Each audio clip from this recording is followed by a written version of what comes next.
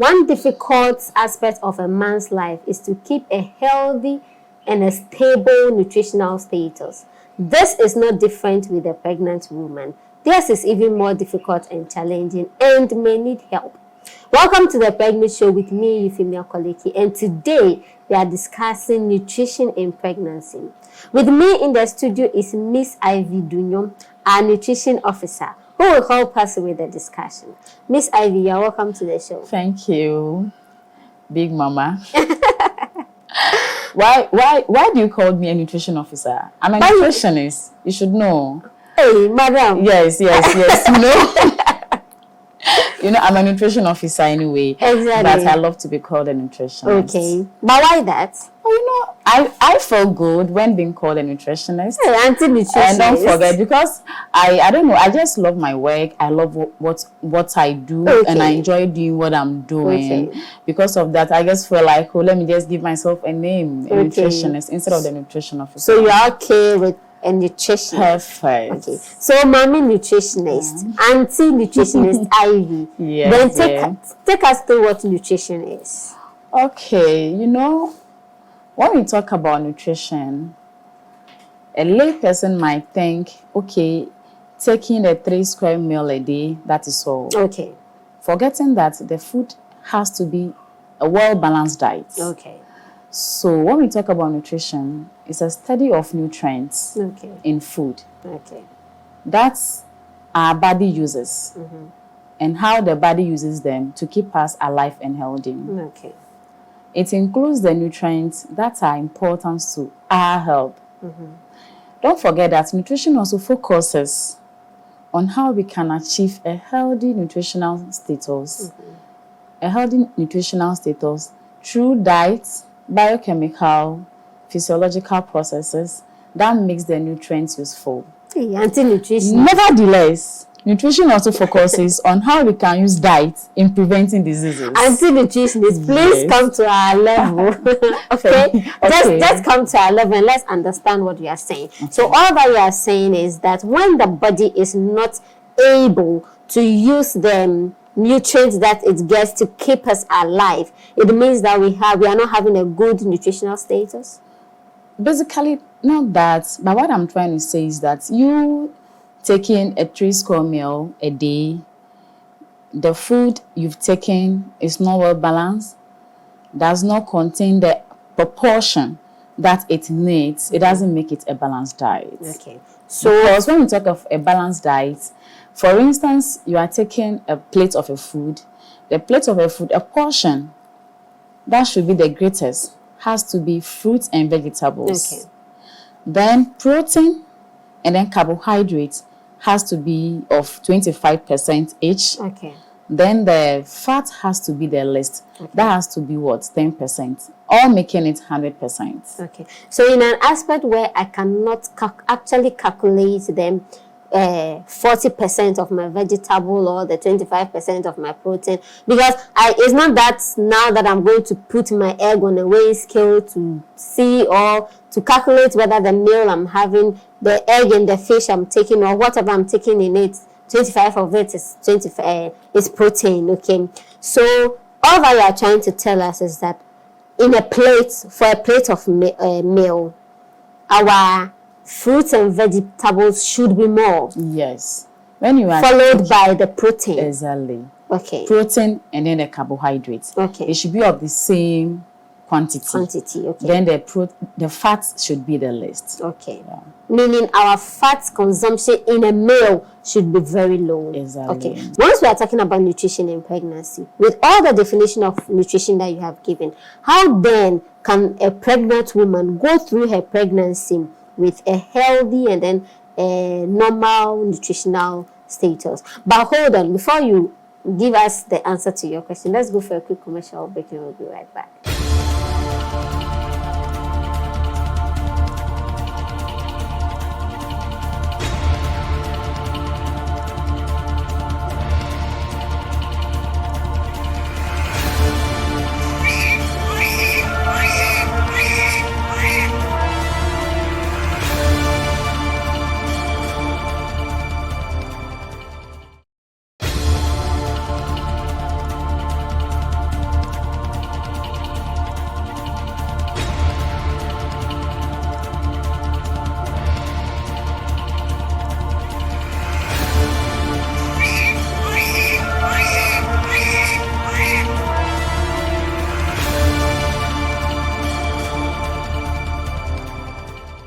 Welcome back from that quick break. It's the Pregnant Show with me, Euphemia Koliki, and today we are discussing nutrition in pregnancy. Before we wait for the break, I asked our nutritionist, I wanted to say Auntie Midwife, our nutritionist, Ivy, do you know, how can a pregnant woman maintain a normal and a healthy nutritional status through pregnancy? To maintain a healthy pregnancy, approximately 300 extra calories are needed each day. Okay. You know, and this calories should come from a balanced diet of protein, Okay. fruits, Okay. vegetables, and whole grains. All right. But the fats and protein, the fat and oil, Okay. Fat and oil. the fat and oil should be kept at a minimum. Okay. And also during pregnancy, that is when a pregnant woman needs the folic acid most than usual. Okay. Because the folic acid helps the fetus grow and develop. We shouldn't forget that one important role that the folic acid play is to prevent this neural tube defects. Okay. Okay. The neural tube defects, Okay. as well as a spinal bifida Okay. and ancephaly. Okay. You see, sometimes the nutritional status, okay, I want to know, does the intake, whatever you take in, okay, in maintaining a nutritional status, does that affect our body weight? Honestly, yes. Okay. The amount of food you take in, if you take too much and too much as an excess, it affects the body. Okay. So when you gain weight, it increases. When you take in more, it increases your body weight, Yeah. right? Okay. And sometimes do exercise increases body weight? Depending on the individual. Okay. Some exercise, they gain weight. Okay. Others exercise, they lose So weight. lose weight. Others also exercise, stop, and then gain weight. Okay. Yeah. Okay. So, what can you tell us about body weight and then our body mass index? Pregnancy weight gain is very important, Okay. but not just only to supply sufficient nourishment to the baby, but it also helps towards reserve an adequate nutrients Okay. for breastfeeding. Okay. Since it takes about 1,000 to 1,500 calories to produce breast milk. Okay. So an amount of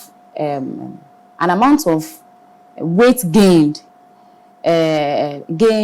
by an expectant mother would depend on her pre-pregnancy weight. Okay. So right now, when someone is within the ideal body weight, we have the ideal body weight BMI ranges between 18.5 to 24.9. That is the normal. That's the normal. Okay. When we say somebody is normal or someone is within the ideal body weight, Okay. it ranges between 18.5 to 24.9, Okay. and that's the body mass index. Okay. So such a person that is within the ideal body weight and is pregnant should gain at least 11 to 16 kg in addition. Okay. Is it throughout the pregnancy? Throughout the pregnancy. Okay. Throughout the pregnancy, she should be able to gain additional 11 to 16 kg Okay. to her usual weight. Wait. Okay.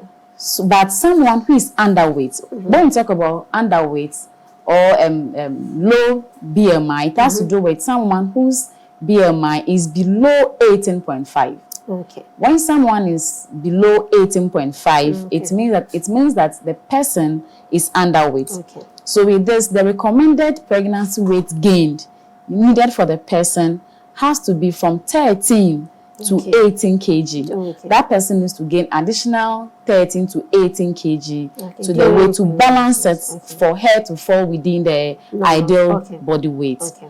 So in case where we have an overweight pregnant mother, when we talk about overweight or BMI that is higher or overweight, it has to do with someone whose BMI falls within 25 Okay. to 30. All right. So when the BMI falls within 25 to 30, it basically means that the person is overweight. Okay. So with this, the person needs to gain an additional of 7 to 11 weight to balance the usual weight. Okay. So when someone is obese, when we talk of a person being obese, it means that the person's BMI is above 30 or from 30 and above. Okay. So the recommended pregnancy weight that she needs to gain has to be 5 to 9. Okay. 9 kg that the person needs to add to the weight. Okay. And we shouldn't forget that when someone is obese, it has a lot of risks to you, the mother, and then the fetus, the baby in the uterus.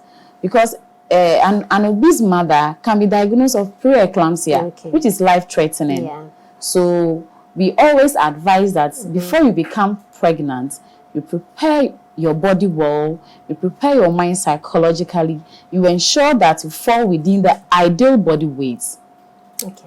So before we continue, pre-eclampsia, as she has mentioned, is simply one of the hypertensive conditions in pregnancy that our specialists always diagnose our pregnant women with. Those who have high blood pressures during pregnancy. This is one of the conditions that they are diagnosed with during pregnancy. And she is trying to tell us that when you are obese, you are at risk of suffering pre-eclampsia in pregnancy, right? Yes, please. Okay. All right. So, how will a person know that I'm overweight or I'm underweight or I'm obese? Which means we are going to help us calculate our BMIs, exactly. Right? But before we start with the calculation of our BMI, let's go for a quick break and we'll be right back.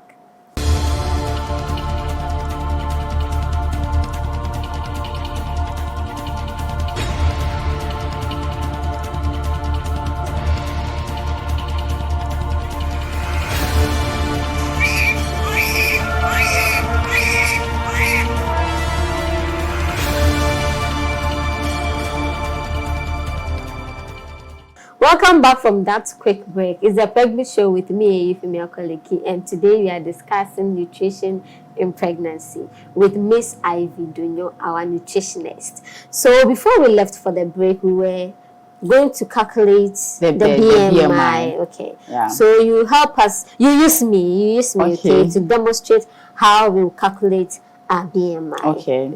So our weighing scale is ready? Yes. But before you calculate the BMI, you must use your weight and your height. Okay. So your weight over height square. Okay. You square your height. Okay. And you divide it by the weight. Okay. So doing that, you get your BMI. Okay. So let's practice. But before we practice, it has to be professional. Sure. So you have to take off your shoes. We are here, so you have to my beautiful so let me take off my you have to take off your shoes. I'm taking off my shoes. BMI. Please, any other thing else? You have to take off your breast watch. Oh, please. Because the weight, it will affect you. Exactly. All right. I'm not sure the pen. It's all. Oh, I'm all here for you. Okay. So I'm ready. Before you check, the scale has to be on 0. Okay. Can you please climb? Okay. So you face it. I'm ready. Yeah. So we've gotten your weight to be 50.5. Okay. 50.5. So now we are coming to check my height. Okay.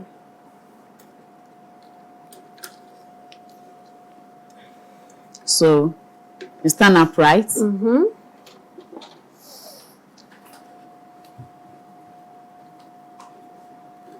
Okay. Sorry if I pressed it so hard. I guess my hair will not affect my height. Please. Okay.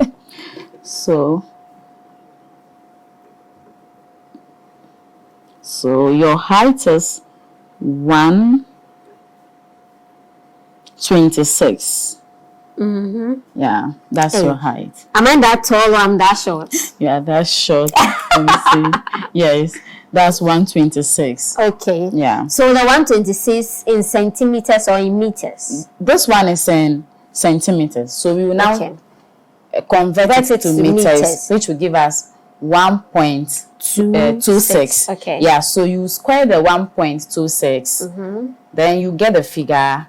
And you get the figure, then you use the weight to divide the squared figure. Okay, so help us with the calculation. Okay. So, the weights, the height is being checked in kilometers here. Okay. So we had 126. Okay. So we will convert it to meters. Okay. So you will be getting 1.26. Okay. So let's square them 1.26. All right. So 1.26 squared. Yeah. All right. So what did you get? I had 1.5876. So 1.5876. So let's just use the 1.6. 1.58, right? Okay. Let's just use the 1.58. Okay. So with this, I'm not supposed to mention it, since we are live on air. So I'll quickly show you where you fall. Oh, it doesn't matter. It's for education purpose. So you fall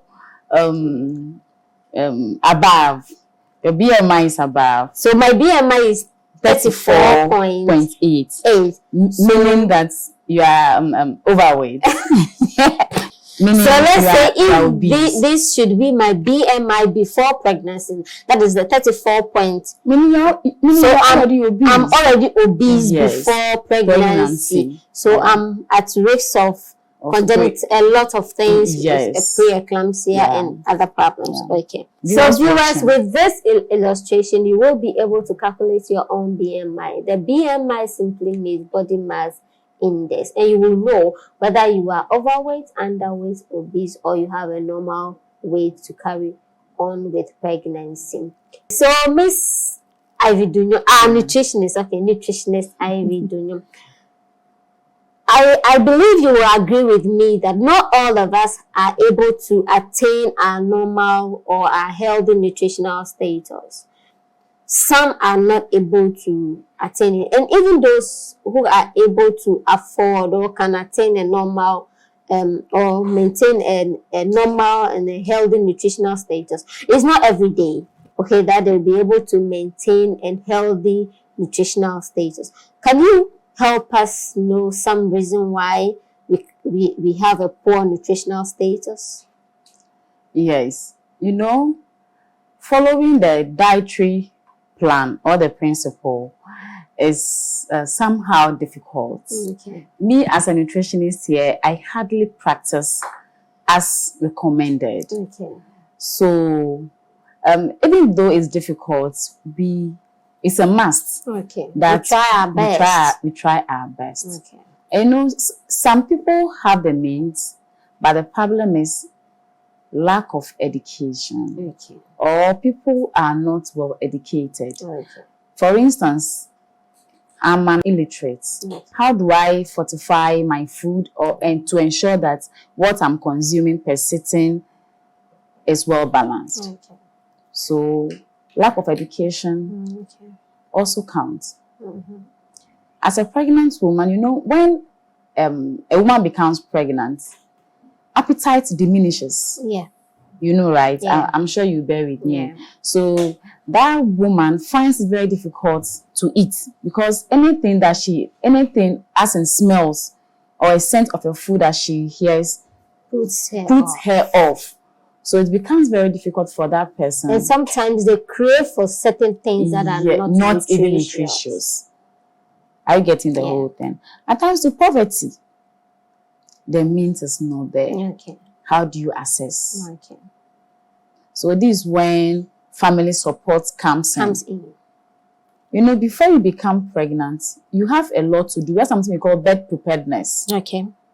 You have to ensure that things that you'll be needing during delivery or from pregnancy to delivery, you have all around you. Okay. Mother support groups, Okay. husband supporting, Okay. family supporting, Okay. so that after delivery, you wouldn't be going through a lot of stresses. stresses. Okay. So when a pregnant woman don't have the money to access the food, it becomes very difficult for that person. And it will go a long way affecting the baby.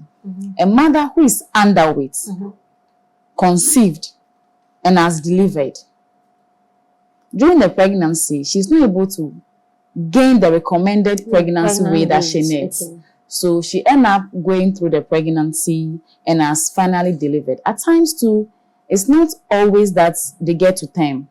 Some do have miscarriages on their way. And those that are able to deliver to, you know, it's being transferred. The underweight there, you've been underweight, the gene has been transferred to the baby. So when that baby is being delivered and she's growing up, you realize that her IQ level, she's very dull. In class, she wouldn't be all that smart and attentive because it affects the brain. Okay.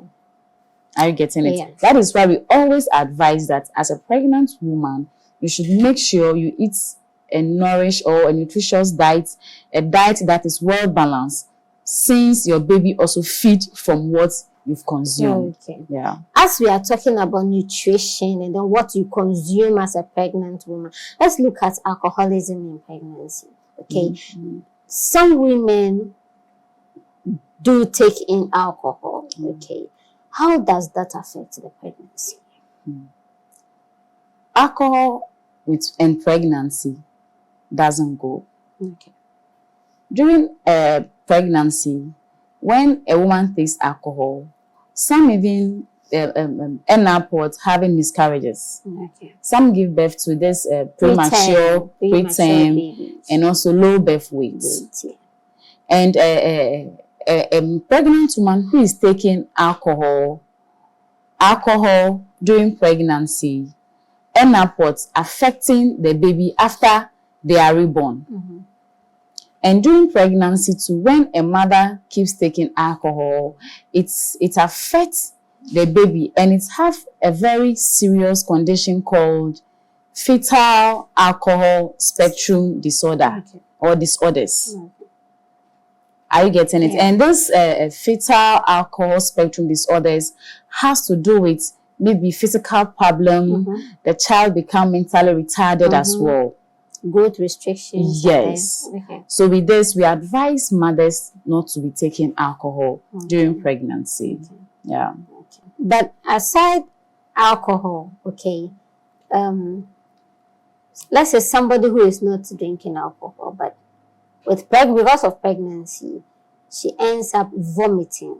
Okay. Most of the times we have women reporting with vomiting in pregnancy. Okay. So in a case of vomiting in pregnancy, how is the woman able to maintain her healthy nutritional status? So that is when we said earlier on, when a pregnant woman is vomiting, you should first report. After reporting, you make sure you chew some ginger. You slice ginger. Yes. Okay. Then a pregnant woman. But ginger is hot and bitter? Yes. It prevents vomiting. It stops vomiting in some women. Okay. Yeah. All right. So when it happens like that, you end up with chewing small amounts of ginger. You'll be taking it in bits. And it helps clear the chest and the throat.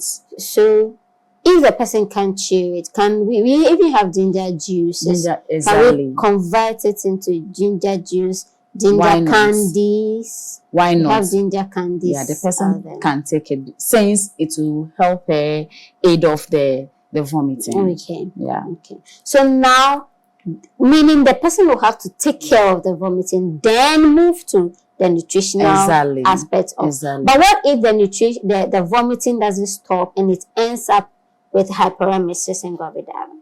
So this is when the IV nutrition comes in. Okay. Maybe they'll give the person some So the person needs admission in the hospital. Yes. Okay. Admission whereby they will be introducing to the body some nutrition supplements. Okay. And also some IVs that will the IVs. Is it your name? You are saying IVs. That's industrials. So you are saying IVs. We end up thinking you are IVs. Okay. They give us some dextrose. So meaning infusions. Okay. So in the hospital they give fluids and infusions that has the electrolytes that the person has lost. Yes. So it will replace it for you. Okay. Yes. All right. So let's go on. So I think basically that is that. All right.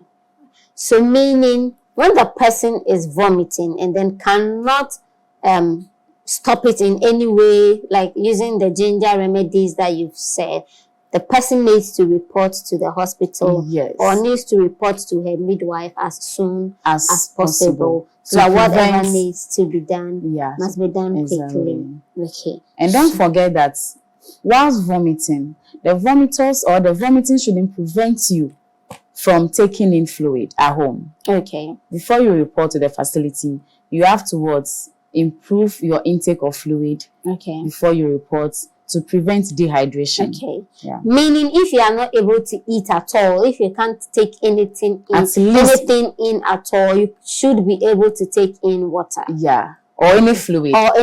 Rice porridge. Okay. You make it so watery. Okay. And also coconut juice. You can also take in this ORS before you report. But in this taking of this meal, these things that you are recommending, traditional beliefs and taboos also play a role. Okay. Sometimes in our communities, some meal we are not supposed to eat. Some of our in-laws and our our sister-in-laws and our friends will tell you, if you are pregnant and you consume egg, your baby's head will be big or something. In our communities, we are not supposed to consume coconut water. Are there alternatives? Yes, there are other alternatives, as in the fluid. But you must ensure that the education go down well to the grassroots. Okay. Don't forget education is the key. Okay. Yeah. Okay. So don't forget education is the key. And that is exactly what we are doing here on the Pregnancy Show, giving you all the relevant and adequate information you need to keep you going during your pregnant life. And before we go, we want to ask Miss Ivy, what are your last words for us? Okay, my last words for the viewers is that eating a whole junk of food, taking in a lot of alcohol, beverages doesn't make it a balanced diet. But instead, ensuring that a portion of food that you take, as in, let's say, the protein, fats, rich fiber, carbohydrates, and fruits and vegetables. The fruits and vegetables take the greater portion that has to be 40%, protein and carbohydrates 25% each, and fats being 10%, all making it 100%. Don't forget to exercise and also ensure that you live a healthy life. Thank you. Make sure you live a healthy life. Thank you so much. Because good life is on everything. Thank you so much, Miss Ivy, for passing by and coming to educate us on how to keep our nutritional life during pregnancy. Thank you once again. It's the Pregnancy Show with me. Sure. We always come when we need you, right? Thank you. Yeah, definitely you come back because we need to talk more. We even have to talk about nutrition in our neonates and in our children and our babies, how we can avoid some of the childhood conditions due to nutrition. Okay. So we'll be glad to have you back some other time. Thank you. It's the Pregnancy Show with me, Euphemia Koliki, and today we discuss nutrition and pregnancy. Thank you for joining us. And once again, we want to say that wherever you are, make sure you live a healthy life, no matter your situation or the condition you find yourself. Especially our pregnant women, you are so dear to us, and that is why we are here to educate you, give you all the adequate education that you need and the information that you need to keep you going in your pregnancy. It's the Pregnancy Show with me, Euphemia Koliki, and then see you again some other time.